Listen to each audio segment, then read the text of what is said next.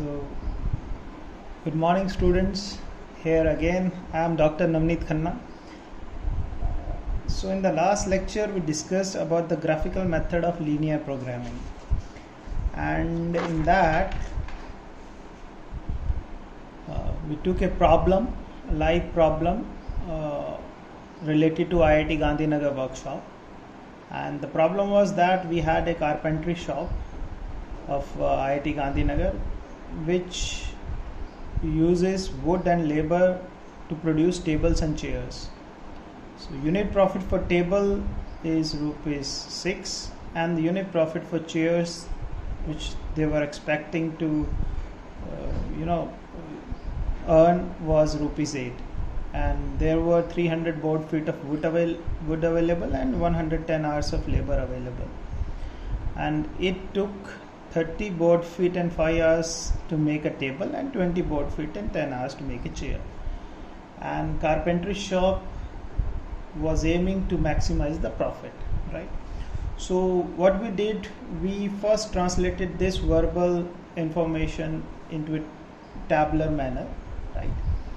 And then we found out what are the decision variables involved, what are the constraints involved, what is the objective of the problem, and the non-negative conditions. So first step was to formulate the linear problem, right? So in this table, it helped us in formulating the problem. The bottom row is used to formulate the objective function, and objective functions are developed in such a way as to either maximize or minimize. So in this particular case, we want to maximize the unit profit. The wood and labor, these rows, we use to formulate the constraint sets, right? These two constraints. And finally, we stated the non-negativity conditions. Now, since only two variables exist in this problem, so we saw that it can be solved graphically, and if there were more than two variables, the graph would have to be more than two-dimensional, right? So then we come towards the second step, that was there we construct the graph and plot constraint lines. So we drew the graph with the x-axis representing the number of tables and the y-axis representing the number of chairs. Now then we plotted two constraint lines by finding X and Y intercepts for the two constraints equation, right? One was labor constraint and one was wood constraint. We did this, and then once we have plotted these two constraints, labor constraint and wood constraint, right? Then what we did, we came to step 3, that is to determine the valid side of each constraint line. So we use the origin 0, 0 to check the valid side first for both these constraint lines, for wood constraint as well as labor constraint, right? And we found that the side toward origin 0, 0 is the valid side for both the constraints, right? Then we drew the arrows showing the that feasible solution is going to, or valid region is going to lie towards origin, right? We found out that, and the next step was to identify the feasible region. So the feasible region, we discussed that it is the area on the valid side of both constraint lines. So any point which is located in the invalid side of the constraint line, means which is outside this valid region, right? So that point will be considered as infeasible point, which is not under this shaded area or the feasible region. Now because of the non-negativity conditions, the feasible region is restricted to the positive quadrant. That's why we draw these constraints in first quadrant, right? Then we plotted two objective functions lines, which is in red color. One was for z is equal to 48, right? Z is equal to 48, and another was for z is equal to 72, right? We drew these two lines. So for z is equal to 48, these were the intercept points, and for z is equal to 72, these are the two intercepts point, which I didn't show in the last lecture, so that you people can find out on your own, right? So this is telling us that when z is equal to 48 means we are improving towards this side, right, of away from the origin. So z is equal to 48, then z is equal to 72, and the third line which is going to touch this corner, yeah, so which is going to touch this line. Sorry that due to some phone call it was disconnected, right? Anyhow, so yeah, so the third line is here, which is passing through this corner, right, which is giving us the optimal value, right? Now then we said that to find the most attractive corner, so since we want to maximize that, we'll draw a line which is parallel to objective function lines that touches the last point in the feasible region while moving away from the origin. So this identifies the most attractive corner, which gives us the amounts of, that is, wood and labor that will result in maximization of profit, right? And that's why it gives us the optimal solution. So 4 and 9 was the 4 number of tables and 9 number of chairs we determined, which gives us z is equal to 96, and that was the last step to determine the value of the objective function, right? So this was the thing which we discussed in the last lecture. So today we'll be discussing another important thing, that is another constraint we'll discuss, that is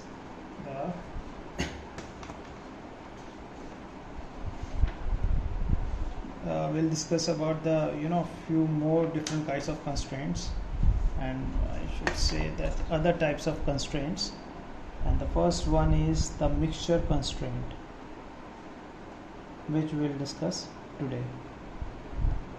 Mixture constraints.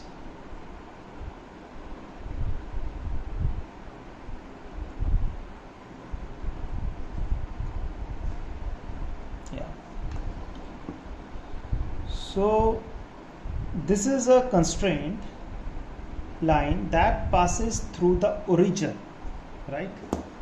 That passes through the origin. This is the origin, right? And represents a special kind of constraint, which we say a mixture constraint. Now, mixture constraints arise when a resource must be used in a fixed ratio with other resources, available resources in the problem or in the situation. So now we can add a mixture constraint to our yesterday example related to carpentry shop, right? So our example was so this was our example which we discussed, right? So here we'll add a mixture constraint in this example, saying that tables and chairs are to be sell in a sets of 1 table and 4 chairs for a family, suppose, and some extra chairs can be made, right? You can make, and we will keep these two constraints, wood and labor constraints, right? We'll keep it, and we'll add the new constraint, that is this problem.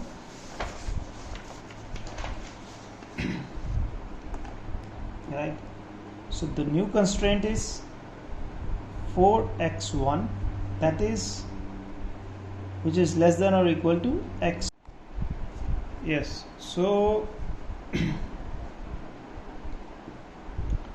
so the situation is that 4x1 is less than or equal to x2, that is the number of chairs must be at least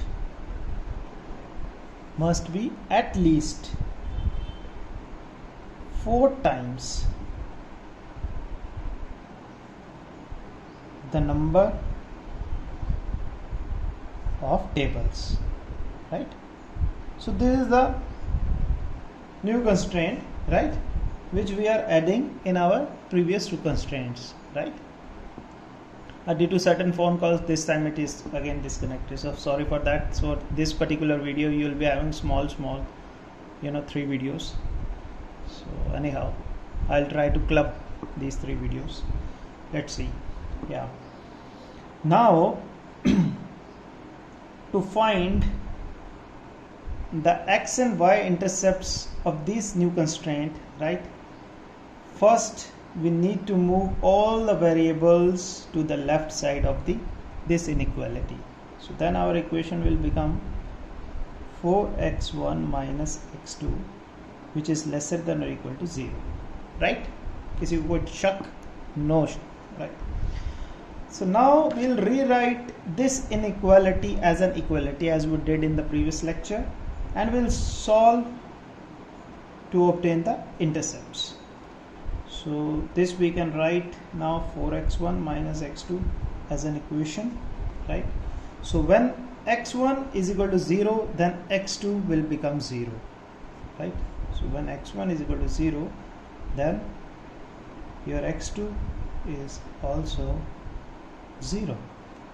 So we can see that the constraint line, the important information which is coming out from this is that the constraint line is passing through the origin, or we can say that if the IIT Gandhinagar carpentry shop does not make any table, x1 is showing your table, then it cannot make any chairs, or vice versa, right? So now we can arbitrarily choose other values and solve this equation, right, to find other points on the constraint lines. So first point is 0, 0, that is it is passing through the origin. Now suppose if x1 is equal to 3, right? So if you put x1 is equal to 3, then your x2 will become 12, right, if you are putting in this equation. So thus if the IIT Gandhinagar carpentry shop makes 3 tables, right, then it needs to make 12 chairs, right, where your x1 is equal to 3 and x2 is equal to 12. So let's plot this in our previous problem. So this which we discussed yesterday, now I am going to use this thing, right, and now we'll plot. So first point which we got was that it is passing through the origin, right? Next is x1 is equal to 3, so is 2, so x1 is equal to 3 somewhere here, and x2 is 12, so 2, this is 11, so this is 12, so it is here, right?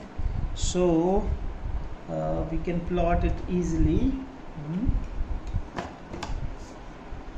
So it will pass through very lightly. I am passing it through like this, and here I am just passing it through like this, right? So this is the point, right? We can say it point A. This point is suppose point A, right? I hope that no doubt is there. Now we'll plot one more point, right, for the constraint line by arbitrarily setting x1 is equal to 2. Then your x2 will become, if x1 is equal to 8, then x2 will become 8, right? So if x1 is equal to 2, then this point, then x1 is 2, then x2 is 8. So 2, 4, 6, 8, this somewhere here. So we'll plot one more point. Suppose this is point B, right? So I am just drawing another lighter line over here, and yeah, so this is another point. So suppose this is point B, where x1 is equal to 2 and x1 is equal to 2 and x2 is equal to 8, right? So this is suppose point B. This is right. Now I am going to join these to draw my constraint line, that is mixture constraint line, which will be passing through these 2 points, right? So this is my mixture constraint. This is my mixture constraint, right? So it shows that if company makes 2 tables, it needs to make 8 chairs, and I am connecting from origin to A to get my mixture constraint, right? Now to evaluate the valid side, which is the next step to find out the valid side, right, we'll evaluate a point which is not lying on this line now. So suppose we arbitrarily choose x1 is equal to 5. If x1 is equal to 5, then x2 will become 20, then x2 will become 20. Suppose x2 it will be on this line. Suppose we take suppose we take x1 is equal to 5 and x2 is equal to 10, suppose, right? If x1 is equal to 5, then this equation will become 4 into 5 minus 10, right, which is less than or equal to 0. 20 minus 10, no. So this statement is false statement, right? So this is not the valid side of the mixture constraint line. That this point x1 is equal to 5, 2, 4, 5, right, and x1 is equal to 5 and x2 is equal to 10. This, so somewhere here, right? So this point is not a valid point. So this is not a valid side. It means valid side is towards this left hand side. So when we substitute the value for a point on the opposite side of the mixture constraint line, right, opposite side is towards left hand side, so we'll definitely going to get a true statement. For example, if you consider x1 is equal to 2, x1 is equal to 2 and x2 is equal to 15, suppose here, right, x2 and 15, this point here, right, that is x1 is equal to 2 and x1 is equal to 2 and x2 is equal to 15. So then this equation will become 4 into 2 minus 15 is less than or equal to 0. Yes, 8 minus 15 is minus 7 is less than or equal to 0. So this is a valid thing, right? So this statement is true, and this signifying the valid side of the constraint line. So valid side of the constraint line is towards left hand side, right? Yes or no? If you have any doubt, please let me know.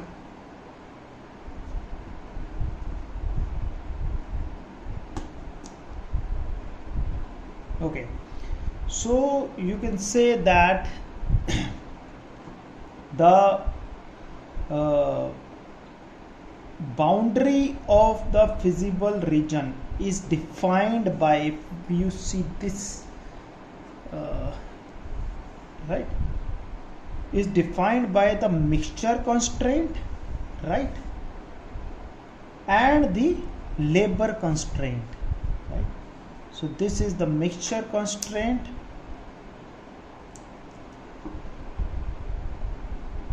this is the this is the labor constraint, and this is the mixture constraint. So your valid side is towards this, right. This is the valid side, right, this region.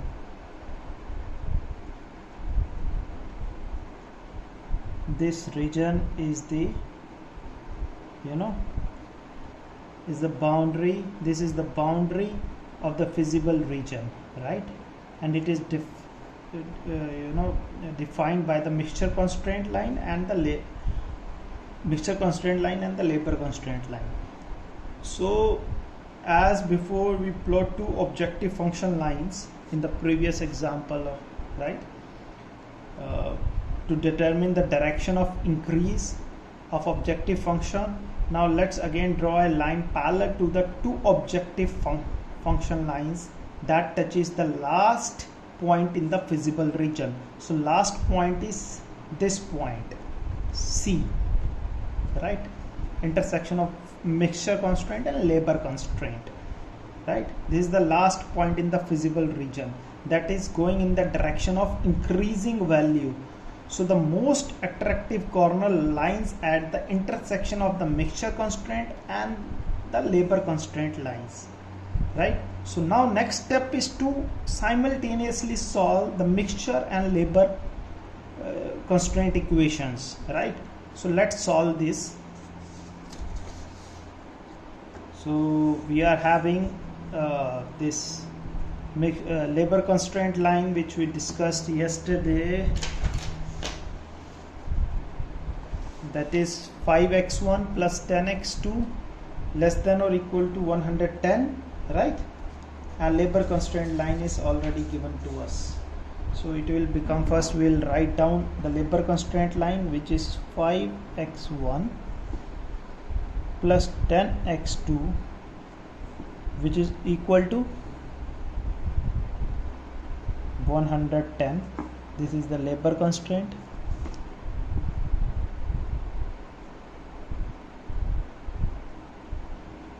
and mixture constraint is 4x1 minus x2 is equal to 0. This is the mixture constraint. So when we will solve these two, right, we will get x1 is equal to 2.444 number of tables,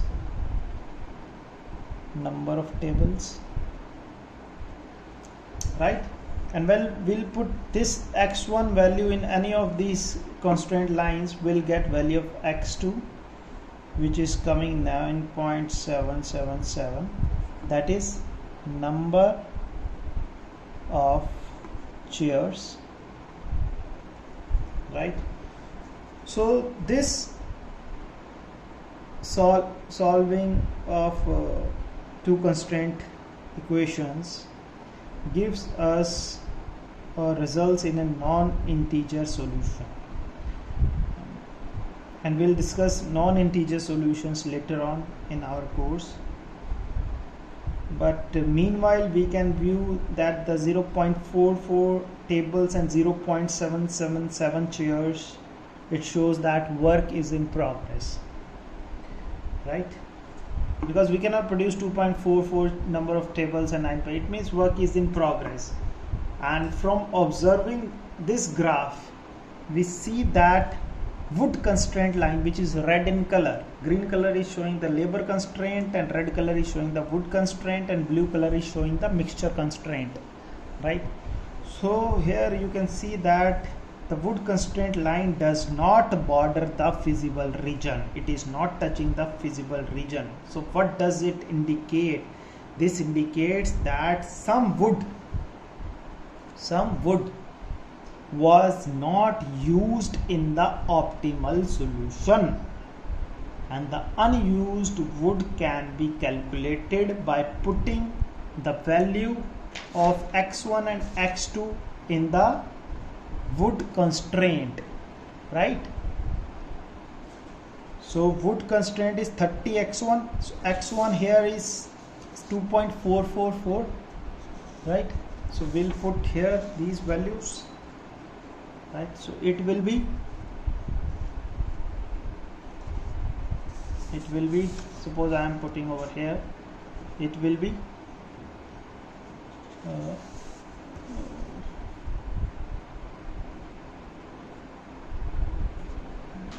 let me use different pen. It will be 30 x1, that is 2.444, plus 20 x2, that is 9.777. So when we will solve this, it will come out 268.88 board feet of wood, right? Board feet of wood, and total available wood was how much? 300 board feet, right? So when we'll subtract 268.88 from 300 board feet of wood available, right, we'll get that around 31.1 board feet of wood is unused, right? So this unused wood can be thought of as surplus or slack, and we'll discuss this in the simplex method in near future. So you can note that it would be difficult to read this fractional optimal solution directly from the graph. So you can say that this example is one where simultaneously solving the equations representing the intersecting lines at the most attractive corner is the most practical method for determining the optimal solution. So this is the one kind of constraint, very important constraint which we discussed today, is the mixture constraint, right? And it will help you in understanding the lot of practicalities in the day-to-day problems. So now we'll discuss another important this example, different constraint. That constraint is called equality constraint. Equality constraints.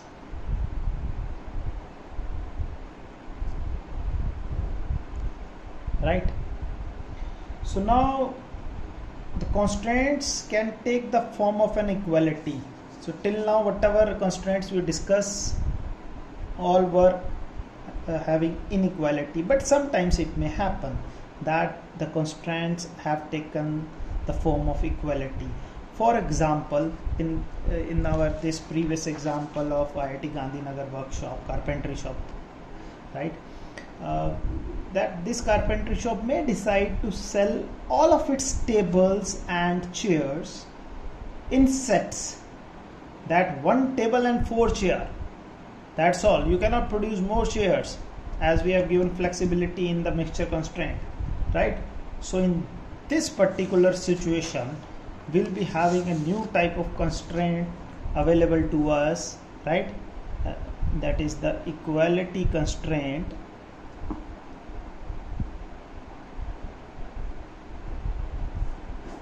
And what is that? That you need to produce one table and 4 chairs. This is the order.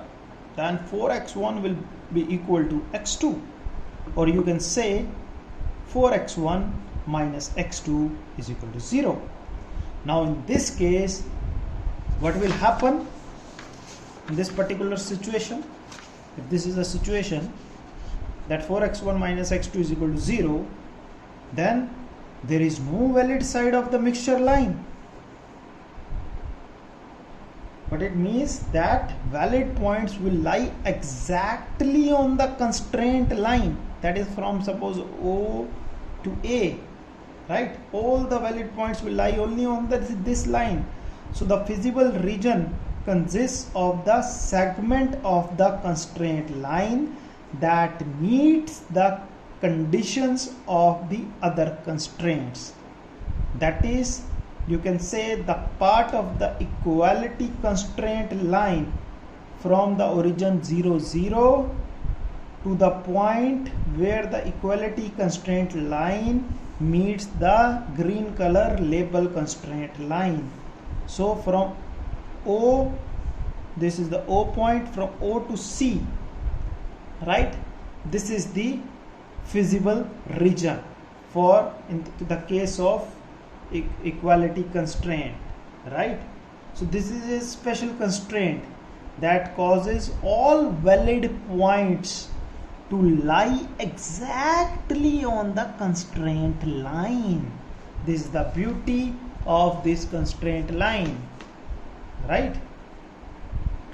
So if you set z is equal to 48 like we did in the yesterday class, z is equal to 48 here, right? This red color objective function line, and z is equal to 72, right? In the same manner as we did, right? Then if you are increasing the value of z away from the origin and you will draw a line parallel to these objective function lines, right? Then you will find the most attractive corner is the point where the equality constraint line, this equality OC constraint line and the labor constraint line intersect, that is O to C, right? So in this case, by simultaneously solving the equation, or you can say solving the equality, right, 4x1 minus x2 and labor constraint line, right, that was 5x1 plus 10x2 is equal to 110, right? We get the same solution as in the mixture constraint, right? So solution is going to remain the same. So if there is more than one equality constraint, right, what will happen? The optimal corner is where the equality constraint line intersect. So we can add suppose another equality constraint to our this example by saying that exactly two tables need to be produced, right? This is the order. So two tables need to be produced. So this constraint, if you will graph, right, what would happen if you want to produce two? So this is the 2, this, yes, this is the 2, right? So 2 0. So you want to produce two tables, this is the order, right? So what would happen if we will draw this line over here? So it will intersect at point over this. So in that case, what would happen? So the optimal solution will be at that particular point where the table equality constraint and the set, that is 4 chairs for each table, right? 4 chairs for the each table, this line is moving ahead, right? So this is 2,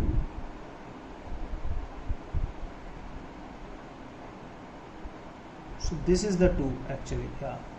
So if we are drawing it like this, so it is cutting over point B, right? So the optimal solution will be there where this equality constraint and the set of 4 chairs for each table, this line is intersecting, that is at point B. So if you will put, you know, these so here if you are putting 4 into 2, x1 is equal to 2 is equal to x2, right? So therefore x2 is equal to 8, x2 is equal to 8. So this point B is coming, you can see. So the optimal solution in this case will become, in the equality constraint, this optimal solution will become z is equal to, so this was the optimal solution, z is equal to 6x1 plus 8x2, right? So 6x1, 6 into x1 is 2 plus 8x2, x2 is equal to is again 8. So 6 to 12, 8 8 is 64.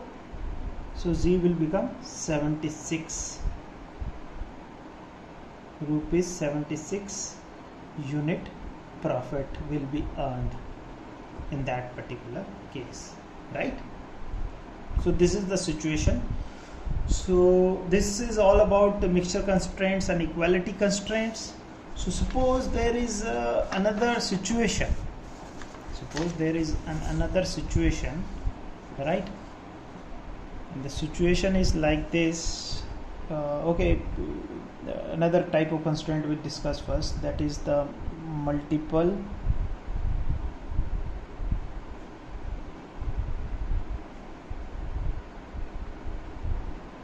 optimal solutions. This is about the solution, right? Multiple optimal solution. Now let's consider another maximization problem which is unrelated to our previous problem which we discussed just now, to illustrate this multiple or optimal solution thing. So suppose z we have an equation to maximize, or situation to maximize z is equal to 10x1 plus 12x2, right? Maximization problem in hand, subject to 5x1 plus 6x2 less than or equal to 60, right? This is the first resource which we are having, resource number 1. Another constraint is that 8x1 plus 4x2 is less than or equal to 72. This is the resource number 2, right? And third resource is constraint is 3x1 plus 5x2 is less than or equal to 45. That is the resource 3, and on this resource we are having this constraint, and now all this decision variables x1 x2 must be equal to or greater than 0. So here we'll see that there are multiple resources that can be combined in various ways, and our goal is to find the combination of these resources such that our profit can be maximized. And it's possible that more than one resource mix will lead to equal optimal solution. So let's see, let's construct the graph and plot the constraint lines first, right? So let's first draw the graph and check the situation. So we'll be having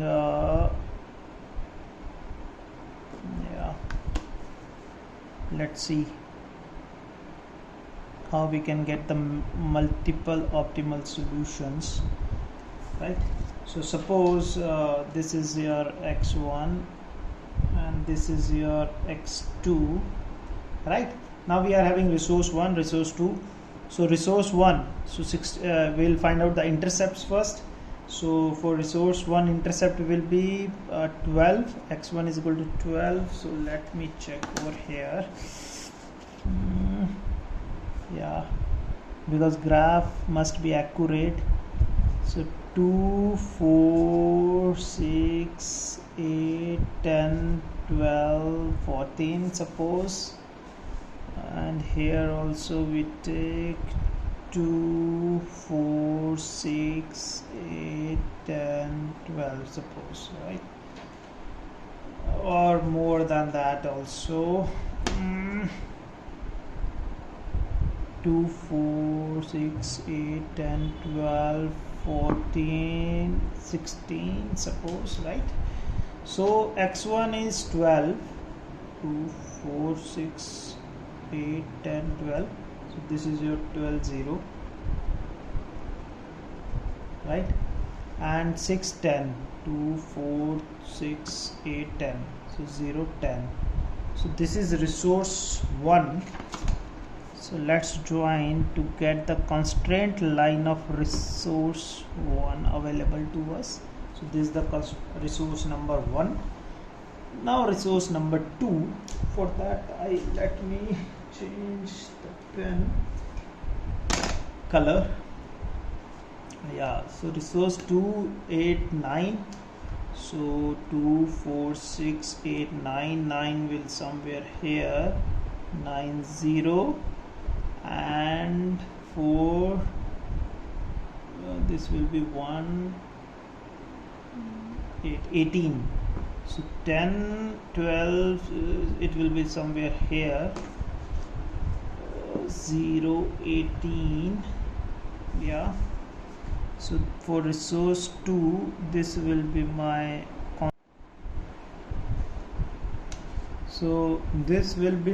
constraint line.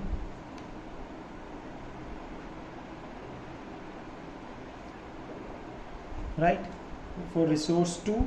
Resource 3, for resource 3, I'll be trying using this thing.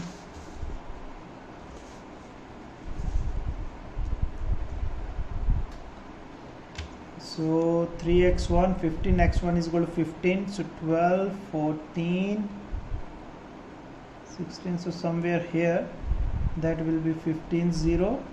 And 5 over here, so 9. So it will be somewhere here, that is 0, 9. So 15 and 0, 9. Yes.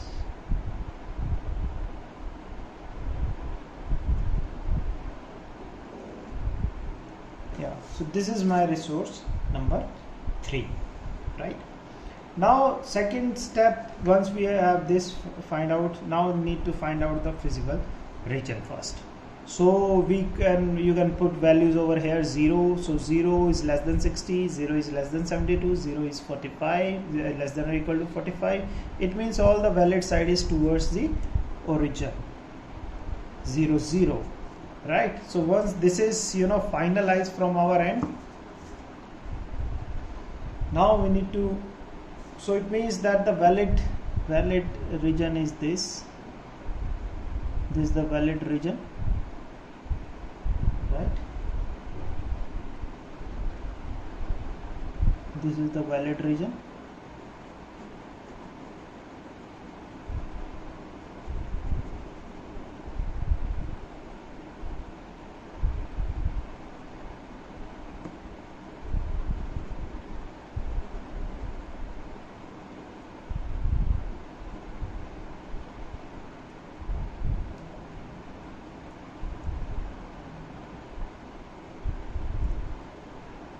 Fine. So now we will go for the same thing. So this is the boundary. At the boundary we'll get the better solutions, and we also have seen that at the corner points you will get the best solutions. Now which is the best one, we'll find out. So another method is to plot two objective function lines and determine the direction of increasing value. Right, if it's a minimization problem, then we would determine the direction of decreasing value, but here it's a maximization problem, so it is going to go like this. So identify the most attractive corner, and for this particular problem we find that if you'll draw objective function lines, you'll find that for this particular problem that there are actually two most attractive corners, right? One is this corner, that is the intersection between the resource 3 and resource 1, and another is between resource 2 and resource 3, this particular corner.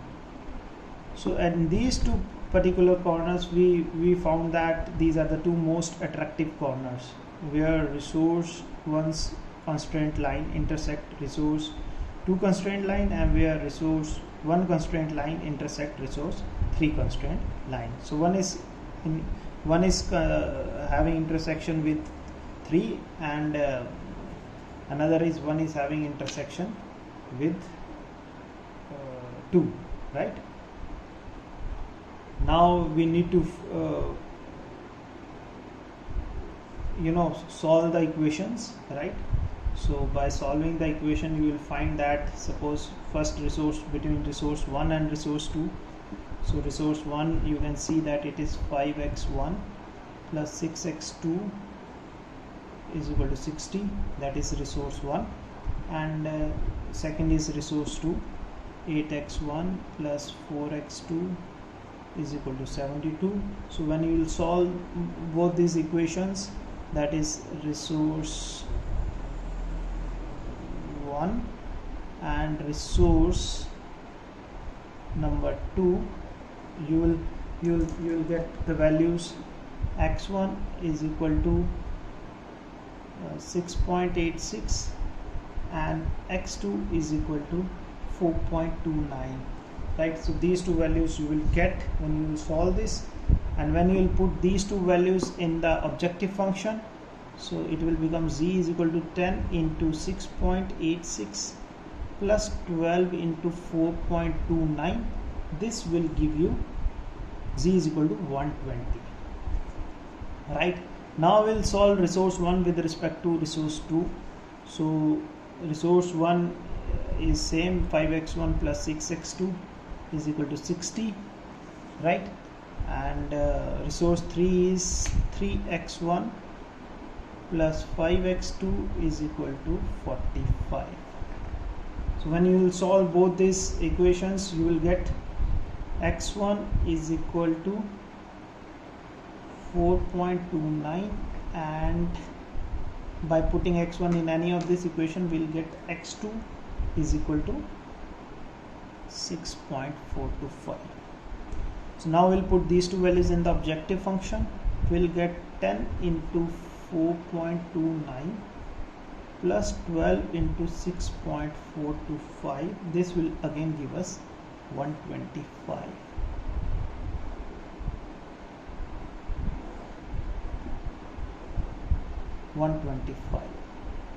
Objective function. So both points are equally attractive. So we can say that there are multiple optimal solutions, right? And you can say that when more than one corner corresponds to an optimal solution, so each corner and all the points along this connecting segment, suppose this is point A and this is point B, right? Optimal solutions where we are getting, then all the points on this segment, right, between A and B, right, all the points which are corresponding to the line segment will correspond to an optimal solution, right? So whenever all coefficients of one equation are the same multiple of another equation's coefficient, the lines are parallel. And when the objective function line is parallel to a constraint line, so there are multiple optimal solutions. So that you can directly find out how. Here we are having z is equal to 10x1 plus 12x2. So this is the key. I am telling you, just by looking at this you can tell, right? This is the objective function equation. And another equation, any constraint line, so suppose resource 1, this is 5x1 plus 6x2 is equal to 60. This is the constraint 1 equation, right? So the ratio of x1, you can see the ratio of x1, that is 10 and 5 is there, so 10 is to 5 is 2, and ratio of x2, that is 12 is to 6, that is again comes 2. So thus we can say that the two lines are parallel and multiple optimal solution will exist. And multiple optimal solutions mean that more than one mix of resources leads to an optimal solution. And in real world problems, there may be reasons why one mix of resources would be easier to obtain than another, or there may be no reason to choose one solution over another. So it depends upon the practical situation, right? So friends, this is all about these kind of constraints. We'll discuss one more constraint, and another we'll move ahead with the further new topics in the next lecture. So we'll discuss in the tutorial class also. If you have any doubt, we can discuss, right? So thank you very much, friends, and see you soon. Yeah, have a nice day.